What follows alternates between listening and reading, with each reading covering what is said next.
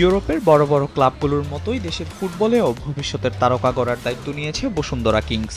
সেই লক্ষ্যে নিয়মিত অনুশীলন চলছে ক্লাবটির ইয়ত একাডেমিতে।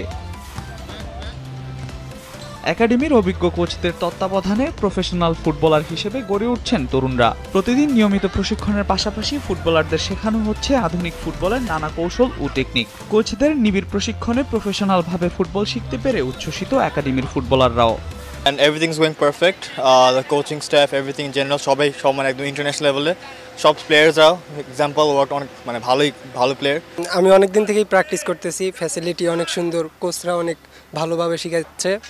একাডেমির অভিজ্ঞ কোচ আসিফুজ্জামান জানান, ধাপে ধাপে প্রশিক্ষণের মাধ্যমে একাডেমির ফুটবলারদের অ্যাডভান্স দলে জায়গা দেওয়া হবে।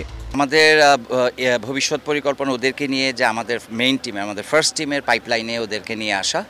সো ডেফিনেটলি ওরা ওদের পারফরমেন্স দিয়ে মেইন টিমে জায়গা করে নিতে পারলে ডেফিনেটলি ইটস আ পাইপলাইন। একাডেমির ফুটবলারদের নিয়ে খুব শিগগিরই বয়সভিত্তিক বিভিন্ন টুর্নামেন্টে অংশ নেওয়ার পরিকল্পনা রয়েছে ক্লাবটির।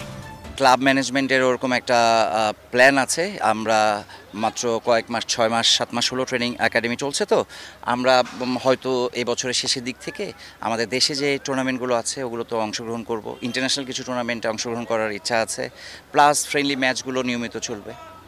দেশের ফুটবলে পেশাদারিত্ব ও মানসম্পন্ন প্রশিক্ষণের যে ঘাটতি রয়েছে, বসুন্ধরা কিংস একাডেমি যেন তা পূরণে এগিয়ে চলেছে দৃঢ় প্রত্যয়ে।